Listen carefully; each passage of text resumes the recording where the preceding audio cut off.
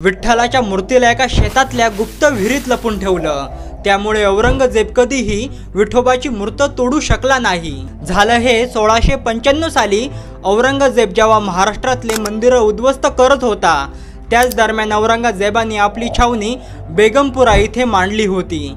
आणि त्या दरम्यान देखील औरंगजेब पंढरपूरच्या विठोबाच्या मंदिराला उद्ध्वस्त करण्यासाठी आला होता। परंतु त्या दरम्यान पंढरपूरचे गोपाळ विठ्ठल बडवे यांनी विठोबाची मूर्ती देगावच्या सूर्याजी आणि जीवाजी या पाटलांकडे त्या दरम्यान त्यांनी नेऊन दिली होती। आणि त्या दरम्यान त्या दोन्ही पाटलांनी औरंगजेबाच्या भीतीमुळे विठोबाची मूर्त आपल्या एका शेतातल्या गुप्त विहिरीत लपवली।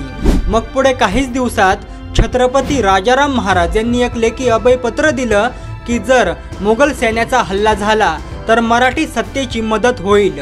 मग पुढे 1699 मध्ये औरंगजेबाने त्याची छावणी तिथून हलवली।